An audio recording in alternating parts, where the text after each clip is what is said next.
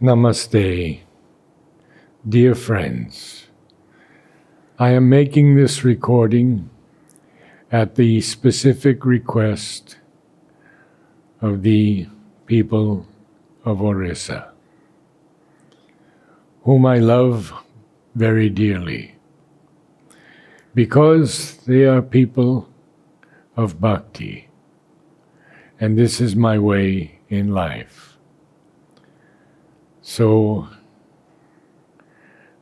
I welcome you all, and I will share some experiences today that I have rarely shared with anyone because they are so personal, and they are about Mother and Sri Aurobindo. When I first met Mother, it was exactly 60 years ago on November 24th, 1961. Darshan Day. Almost immediately after that, Mother called me to meet her, and I was so blessed to be able to spend almost 1 hour in her presence. In those days, Mother was still on the second floor. They had not built the third floor. Well, they had built it, but she was not there. She went after 1962.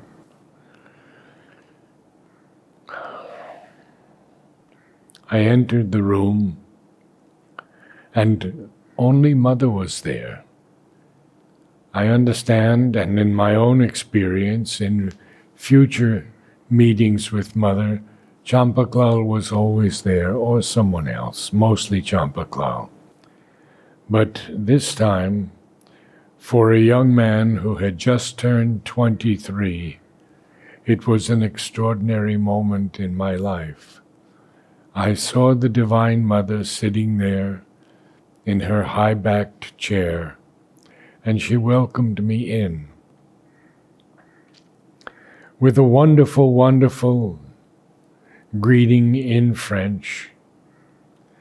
And I knelt down at her feet, and she began to talk to me about music. I don't remember the exact sequence of things because so much is behind the veil, so much that goes into the psychic being and is not remembered by this rather faulty mind. So Mother spoke to me about music and told me about some of the great composers of the West, not Indian music, Western music, music that Mother grew up in and with. So Mother then asked me, "Is the music in you now?" And I said, "Mother, it is always with me." And Mother smiled and said, "Not always." And she took it away for a while so she could work on other aspects of my being. I can tell you the next thing that she said was a great surprise to me. In a very, very powerful voice, she said, "You must bring down a new music."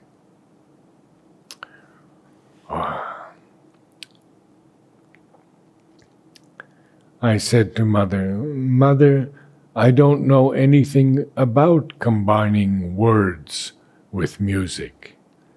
And Mother said again in powerful voice, "No, no, you must go far above words and bring down the pure music." Well, for 60 years, I have been doing that. First, beginning with small groups, we had an ashram choir. And in that ashram choir, we wanted to sing to Mother on Christmas Eve. It was an extraordinary thing that we asked to do. And Mother did not reply. So my friend, her name was Marilyn Widman. She was a disciple who passed away here in the ashram. She said, "You must write Mother again." I wrote Mother again and said, "Mother, we would like to sing to you under your balcony on Christmas Eve." No answer. So I said, "All right, I think it's not meant to be." And then Marilyn said, in a very pushy way, "You write to Mother one more time."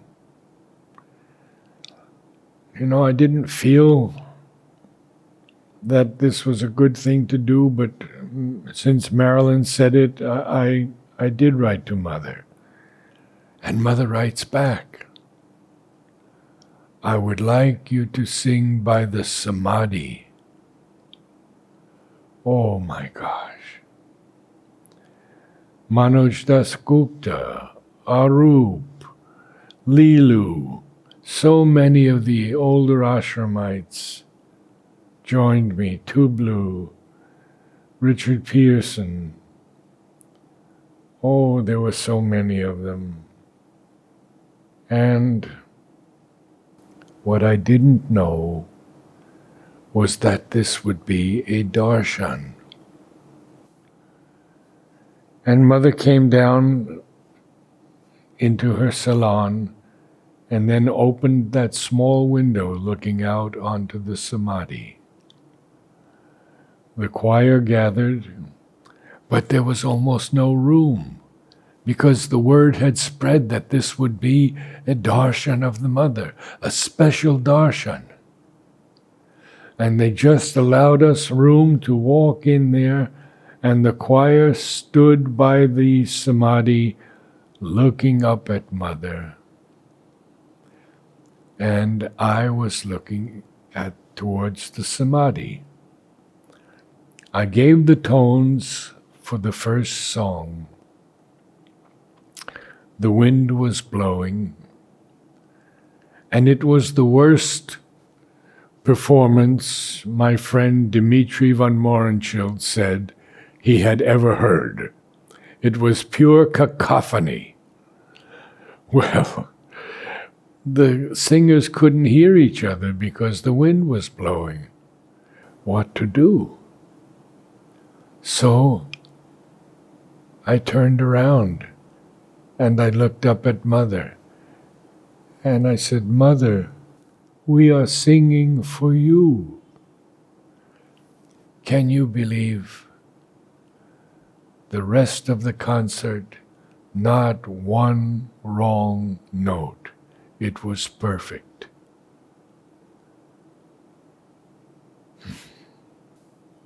Well, back to my interview with Mother, my first meeting with her. She says to me, "Would you like to talk or would you like to meditate?" Knowing nothing at that time, just having turned 23 years of age, I said, "Meditate, Mother." And so I stayed at her feet and closed my eyes. And the most extraordinary thing happened. I saw and I felt a fire in my solar plexus. And that fire continued to grow and grow and grow. And it grew into my heart, and it grew into my neck and into my head, and above my head, huge flames, but no burning, only heat. And it went on and on. I don't know how long, 15, 20 minutes perhaps. And at the end, my whole being, I just started to weep. And I wept and I wept and I wept on her feet. And that was my initiation. I've had many, many meetings with Mother that are so precious to this soul. One time I came with Shamsundar, another time with Richard, another time alone. But the meeting with Shamsundar, I think, was for me one of the great experiences of my life. Because I'm showing Mother these different flowers, and I showed her the flower that the sticks of that blossom are used in the I Ching. And Mother was very, very interested. And I showed her another flower, and she was wondering, do we have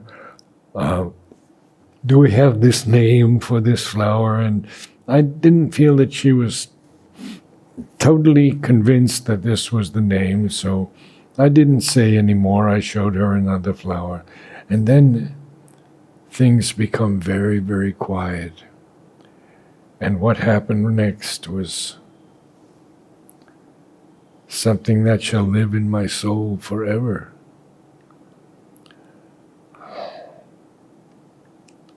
Shamsundar said to me, Narad, put your head in Mother's lap. And I did so. And Mother put her hand on my head.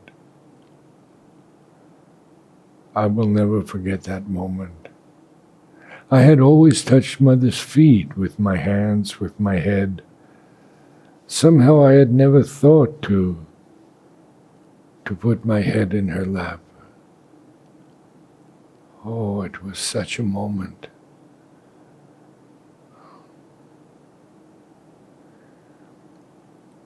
Four years later, I'm back in America, in my father's home. I'm working with him, and one night I fall asleep. And in this dream experience, and I'm going to tell you another one also, Mother said they were both very true experiences. And Pavitra wrote to me and said that he held off showing my letter to Mother for a little bit until she had time to read the entire letter. So, my dear friends of Orissa, this was my first experience with Sri Aurobindo. Live, I would say, because it is more real than me looking at you right now. He was seated on his couch, and he motioned for me to sit next to him. Can you imagine a young boy of 23?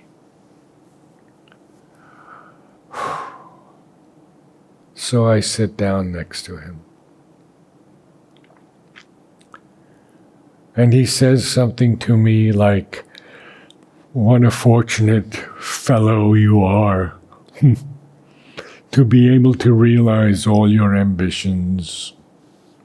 Maybe he said desires, I don't remember which, but I understood it was all of my aspirations for this yoga. And then he takes his hand and he puts it on my solar plexus and on my chest. And I remember that between his fingers the strands of his hair touched my chest also. And it was, I couldn't do anything but weep. There was such compassion in his voice, such gentleness in his touch. Well, I don't know how long it lasted, but it just as Mother changed my life, so did he. This incomparable blessing of the Lord, the divine in human form, the Avatar. Well, this story is not over, because the next night, I believe, or the night after, I believe it was the next night, he came again. And this time, I'm very aware of his home in the subtle physical. It was a beautiful place. It is a beautiful place, and it's his permanent home. And I'm looking at these floors that seem to be shining with gems and light coming from them. And I'm looking at these huge alabaster columns, so beautiful. And Sri Aurobindo is walking with two people. And one of them was Nolini, and the other one was Purani. But Purani already had left his body. But there, Sri Aurobindo is talking with both of them. And they're walking very slowly. Sri Aurobindo is in the middle of the two of them. And he's walking towards me.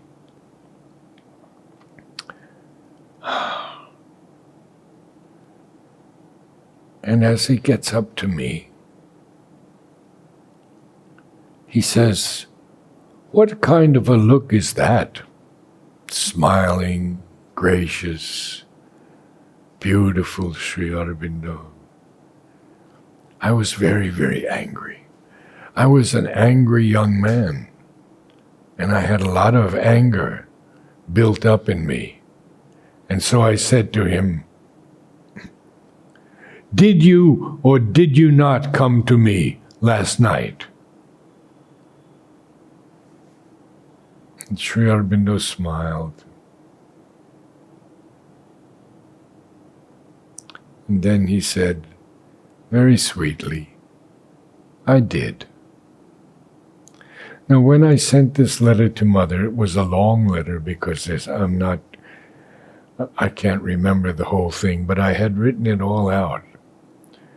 Mother said the experience was very genuine. But she said, don't make a mental thing of it because it could lose all of its force. So, that was my first and second meetings with Sri Aurobindo. Next,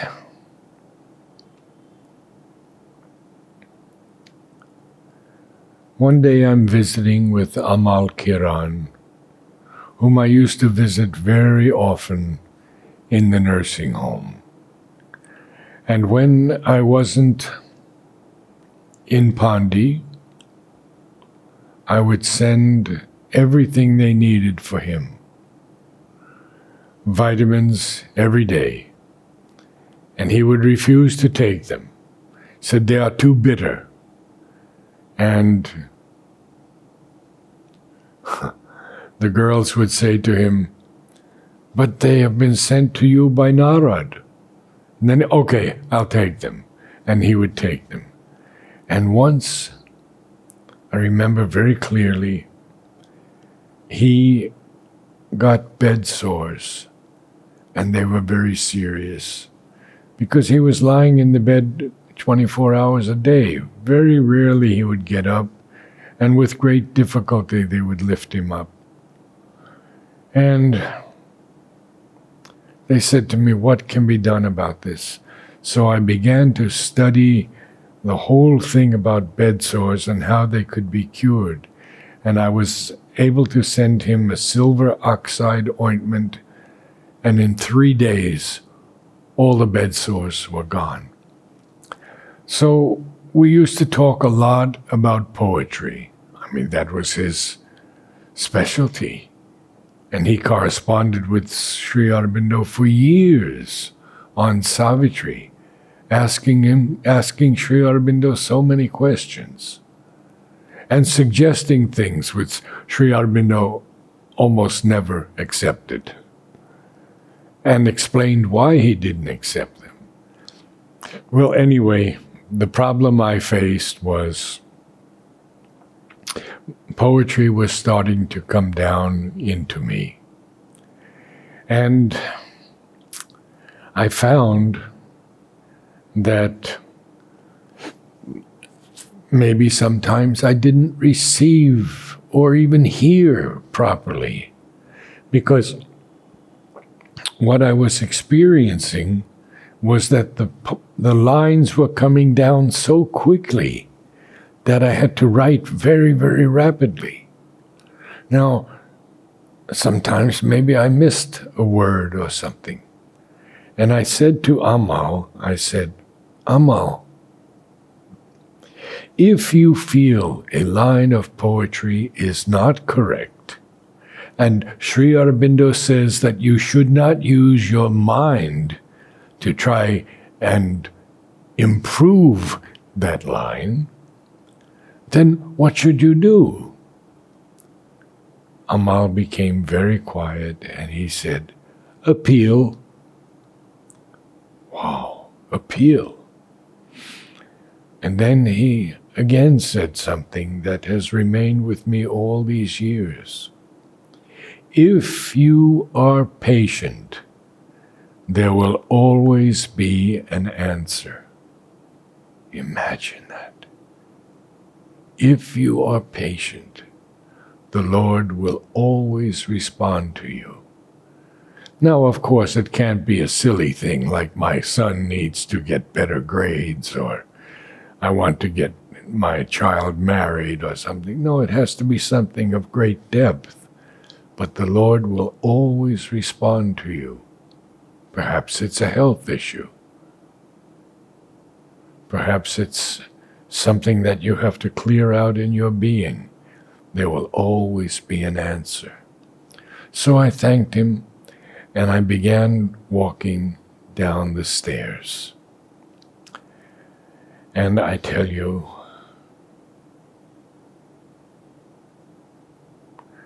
I'm on the lower stairs in the nursing home, and Sri Aurobindo speaks to me.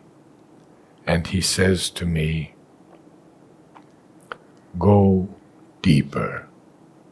Go deeper. He said it twice. And that's all.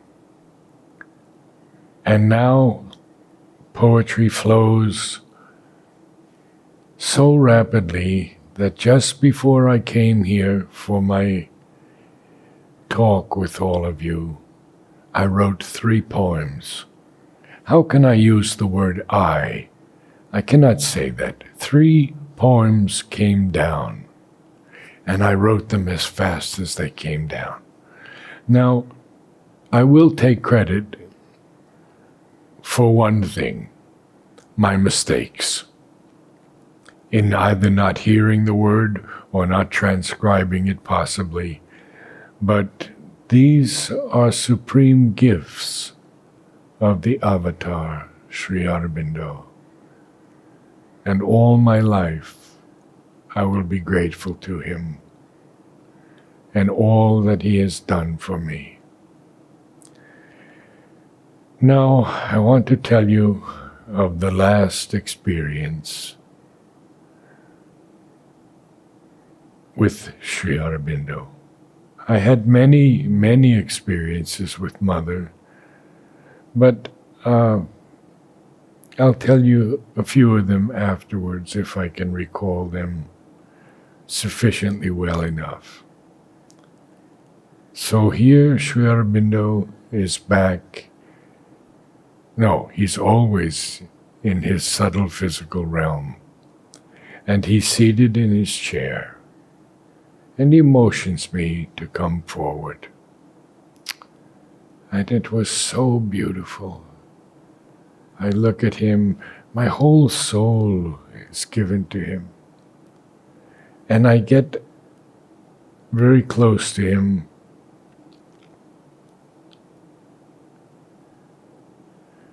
It's difficult for me to say this without tears flowing down.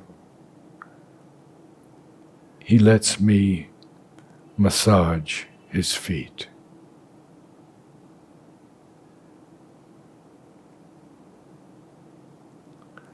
Sometime later, I asked my Upaguru, Aurobindo Basu,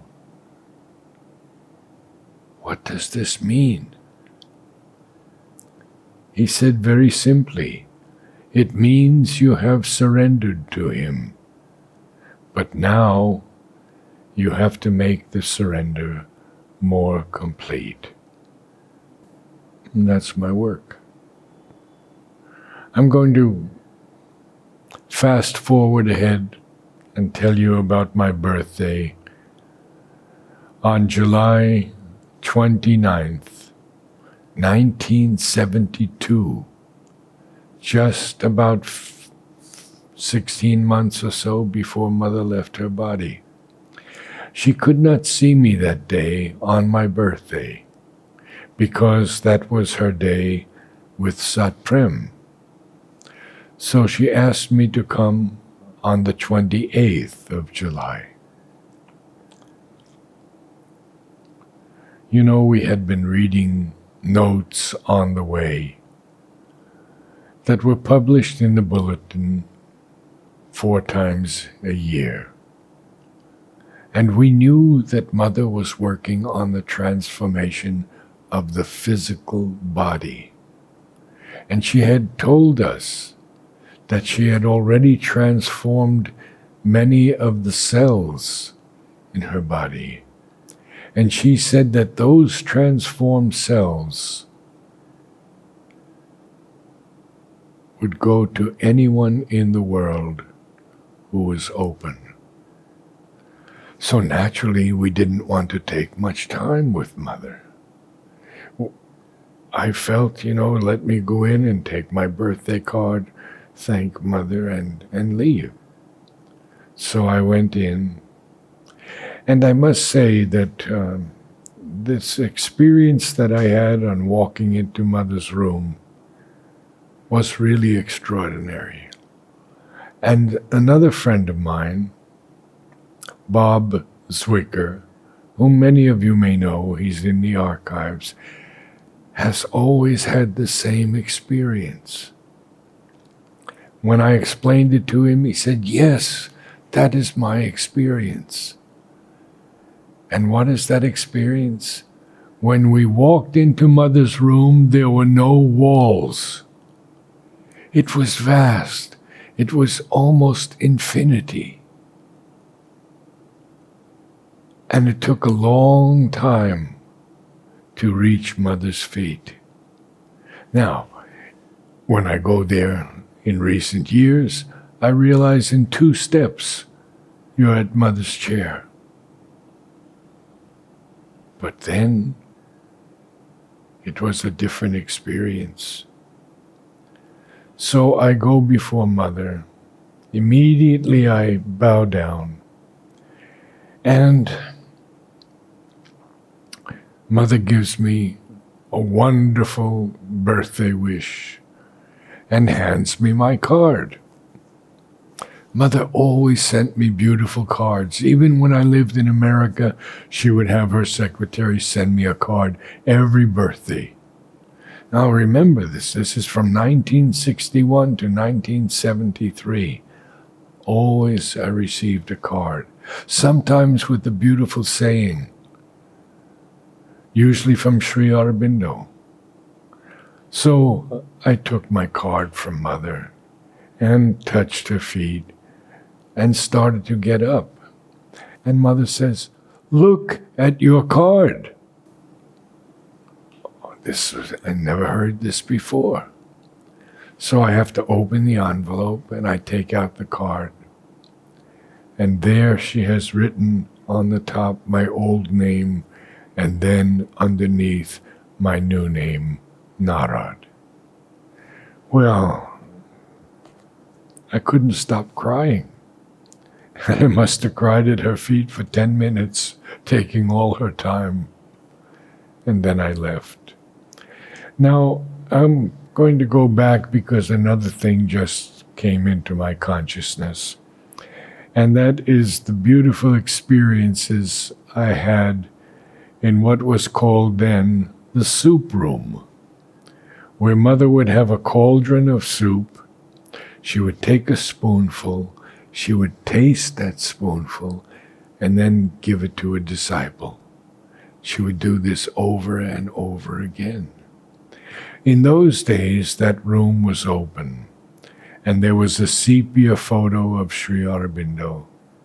And I would always go there before even I went to the Samadhi. I asked Aurobindo Basu, "Why do I do that?" And he said, "Because Sri Aurobindo has installed his presence there."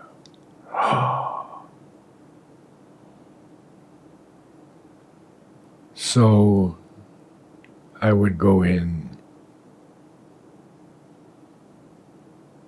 offer myself, bow down, touch my hands and my head to the floor. And he gave me my first poem, only 4 lines, and I shall share it with you.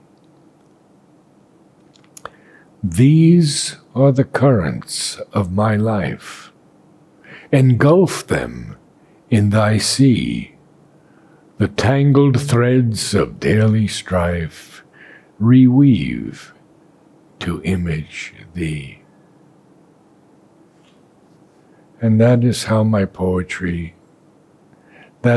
poetry began, through me and in me. Another time, I went into that room because there was such a peace there. And that peace was equal to the peace at the Samadhi.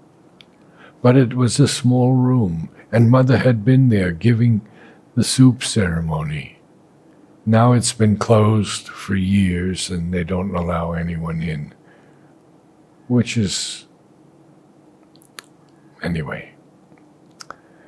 I walk into the room and I prostrate myself completely. And here is an example of Sri Aurobindo's humor. He says to me, and it's good for the circulation too. When my wife, Annie, and I were traveling one day down the Taconic Highway in New York State. It was a blizzard, and the road was like glass. And 2 ladies had parked perpendicular to the direction of traffic. Brakes wouldn't work, of course, and I couldn't get around them. The car had taken up the entire road. And I smashed into their car. They weren't hurt, but Annie went through the windshield, and her face was filled with deep cuts. We were rushed to the hospital, and they began to stitch up Annie's face. I remember Kailash Javeri was with us in the hospital, and she stood at the foot of Annie's bed, and she saw Mother, and she says, "Mother is with you." Well, that night, had an experience. That experience was go out and get vitamin E capsules. Break them open and put the oil on all the scars. We wrote to Mother, and Mother said, there will be no scars. Imagine that. And there were no scars. When she was completely healed, there were no scars. We recovered $3,000 for medical expenses. Today it would be $3 million. And I wrote to Mother, and I said, Mother, you have saved our lives. May I send the $3,000 to you? Mother wrote back, and she said, why don't you use the money to come to the inauguration of Aurobindo? Wow. February 28th, 1968. So I bought the tickets, and each ticket was $1,500. Total, $3,000. So we arrive in the ashram, and Mother calls us almost immediately. We had come, and there was a young man with us who was from California. And Mother looked at that young man. I remember his name was Isidore, and she gave him this most beautiful smile. And in 2 weeks he was gone. This was not for him. Then she looks at Annie, and she says, this is not the first time we have met. You have been with me many times, many, many times. This was such a thing to hear from the Divine Mother. And Annie remembered that she had been in Egypt with Mother. Now, Mother turns to me and sort of surprisingly, she says to me, you don't want to come to Aurobindo in a few years?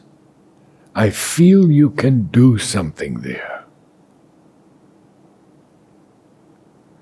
I said, Mother, whatever is your will. Well, we went back to America. And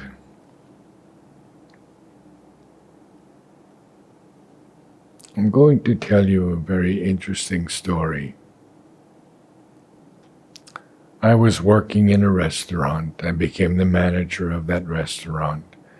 And then one day a gentleman comes to me and he says, my name is Fred Weintraub, and I have a restaurant on Bleecker Street in Lower Manhattan, and it's failing.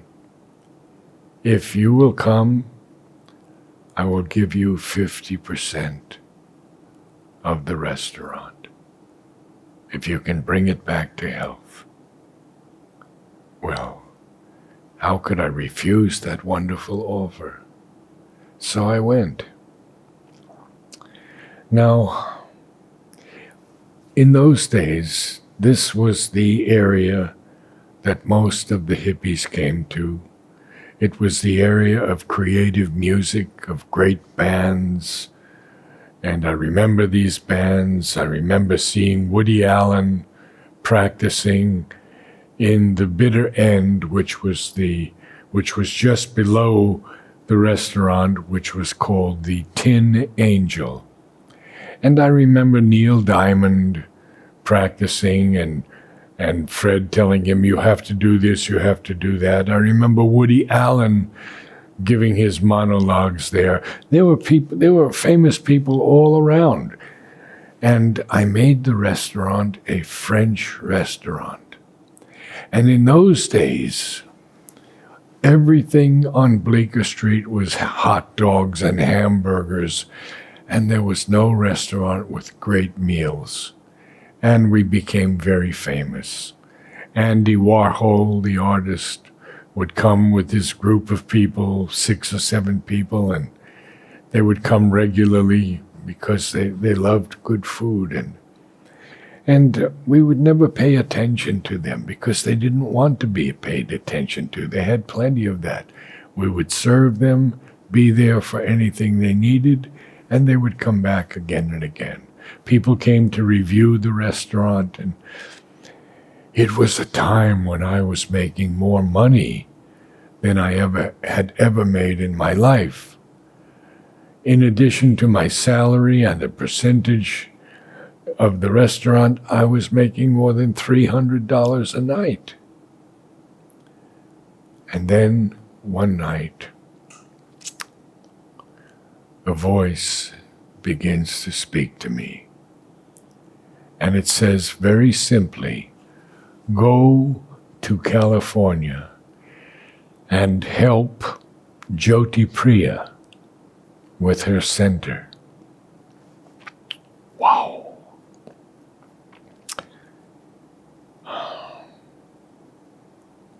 Jyoti Priya was a Sanskrit scholar. And at the age of 19, she left her parents, who were theosophists, and went to Benares to meet the great swamis and sages there and ask them, what was the secret of the Vedas? And they all told her, these are just stories told by people to their children. They don't really have any meaning at all. And she was very saddened by all of this. The night before she leaves, a man comes to her and gives her the typewritten copy of The Secret of the Vedas by Sri Aurobindo. That man's name was Aurobindo Basu.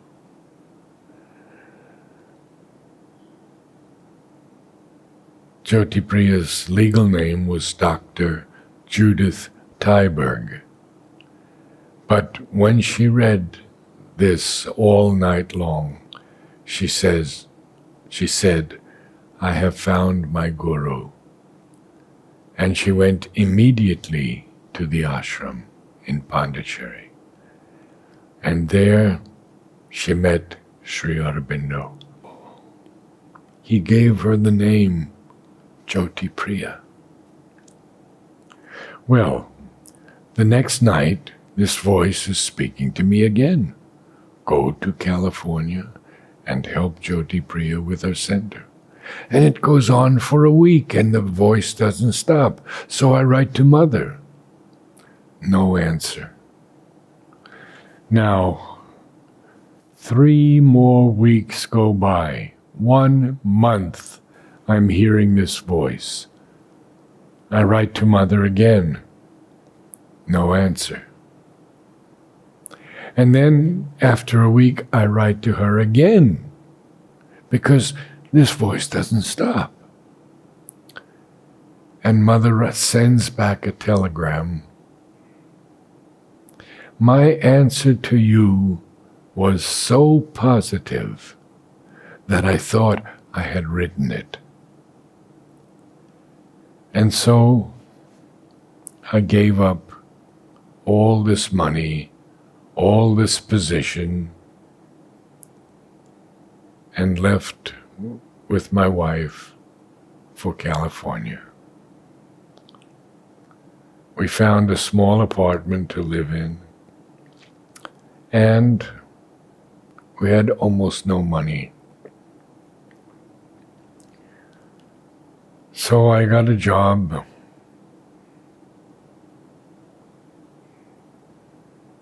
in landscaping. Well, yes, I have to switch back and I have to tell you that Mother had told me in a few years. And so I wrote to Mother again, and Udar answered me. My question was, what does Mother want me to do?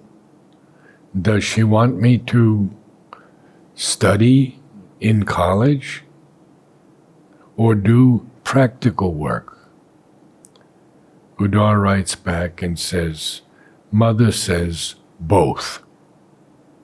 So I had to work almost 18 hours a day.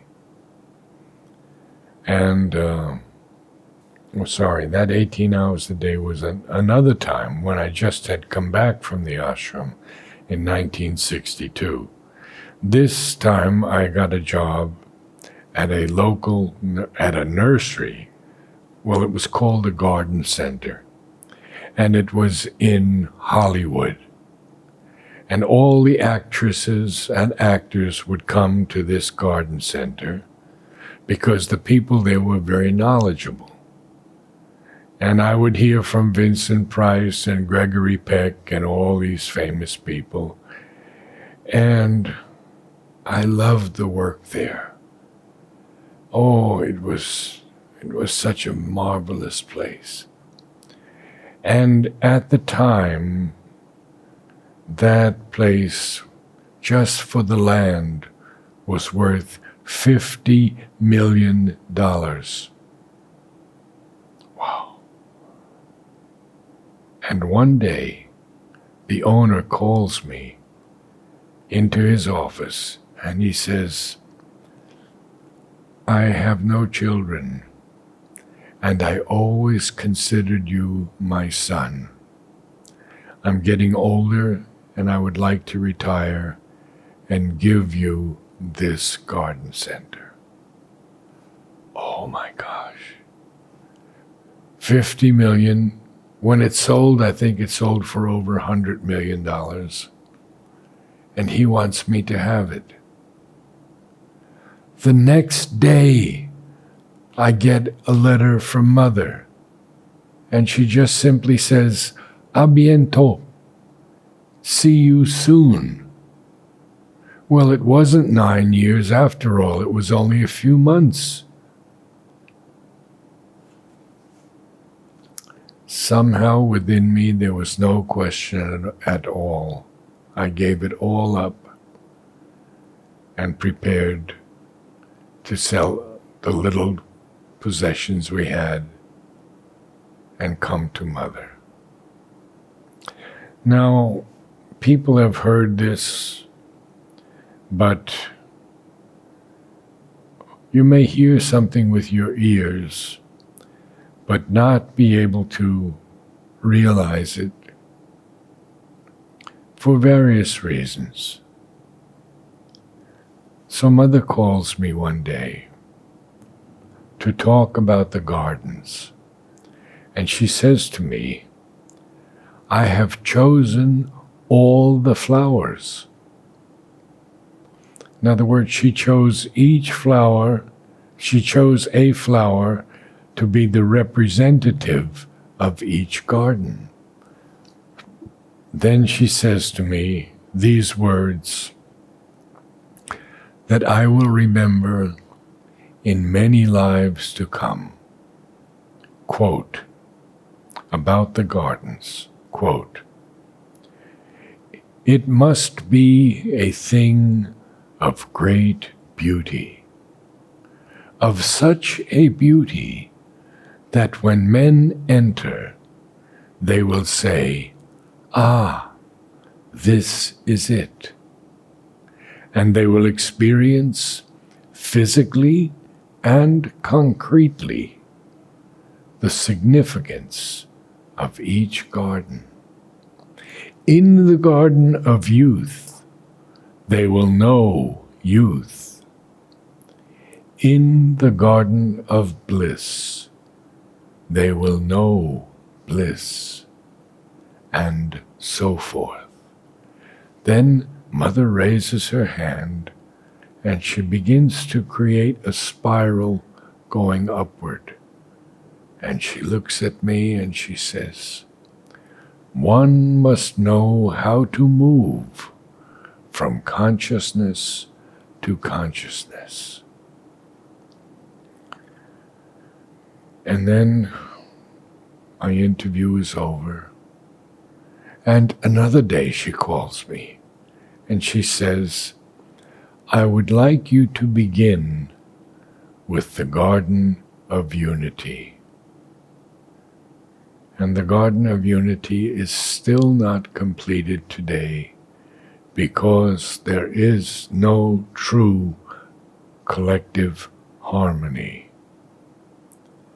The most important thing for Aurobindo to finally develop is collective harmony. And Mother writes in the Flower Book, which I'm going to talk to you about next, it is possible only for the divine. And we must unite with the divine to find this true collective harmony.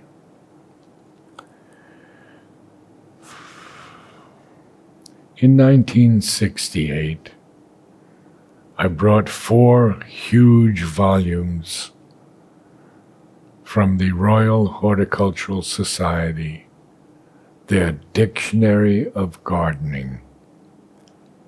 And I began to work with my wife, at that time, Mary Helen, another lady, Mary Aldrich, and Richard Pearson, who is still doing very well in the ashram at care.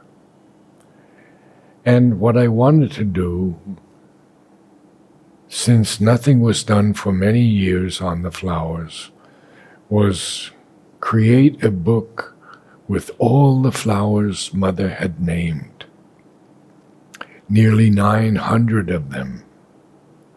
And so we began to bring a flower, look at it, find it in the Dictionary of Gardening, and get its correct botanical name. Of course, we had Mother's significance. But then we wrote to Mother, and we asked her if she would give a commentary on each flower. And Mother agreed, but she said, "I want to see all the flowers before I give the commentaries." Of course, she knew the flowers from France. She knew the tulips and the daffodils and all the Western flowers. So we would bring her flowers regularly, many, many, and then she would give us comments. And I have those comments that Tara has kept, and I photographed all of them. Or actually, she photographed them all, I believe. And some of the papers were so delicate that they couldn't be moved. They had to be photographed with a phone. And I've kept those very, very safely. So this book, we asked Mother, "Will you give us a name?" And Mother said, "Flowers and Their Messages." Now, when Mother called me to come back, I arrived in December of 1969, and Mother put us up in Promesse. And I would go every day to Aurobindo, which was then a desert. There were no trees at all.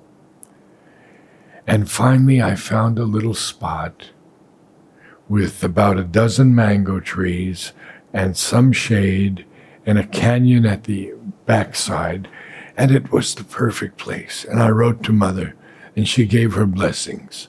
And another fellow who worked with me for many years, a wonderful Japanese-American man, Howard Iriyama. Now, Howard changed his name to Amrit. Now, that place was so welcoming, but it had no water. And we found a water source in a place called the pump house. And we would pump through a PVC pipe water all night and fill a small pool that I had built, and then water the plants during the day. Mother was with us at every moment. We had to face so many difficulties I can't even begin to tell you. Snakes of all kinds. When we walked to the pump house, there would be snakes crossing the path. And I don't mean non-poisonous snakes. I'm speaking of cobras and vipers, two kinds of vipers, Russell's viper, saw-scale vipers, and even kraits. So there was very little food, great difficulties, and a desert to eventually build a forest. And I would grow thousands of trees every year.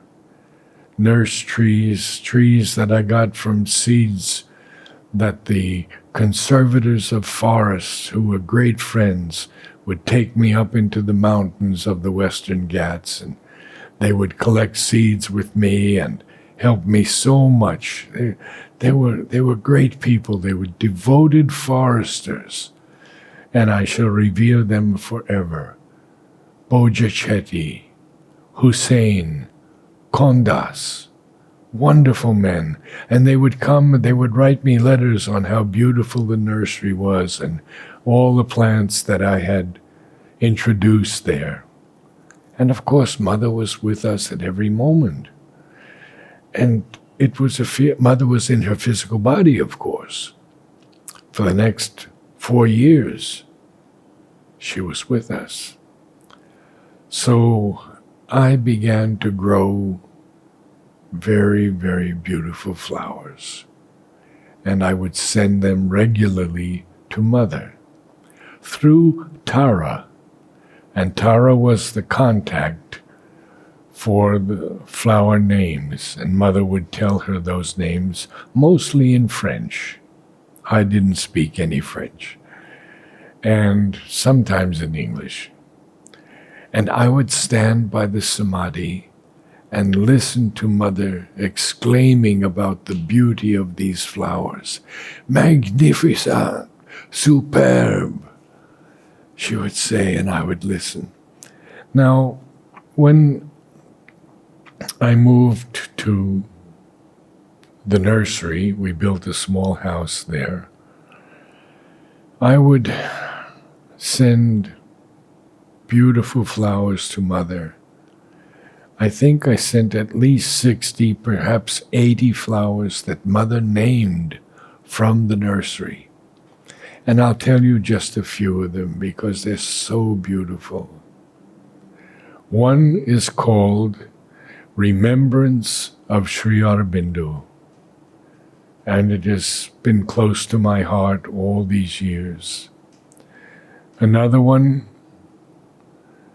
was called Joy of Union with the Divine, and it is actually the Italian large leaf basil.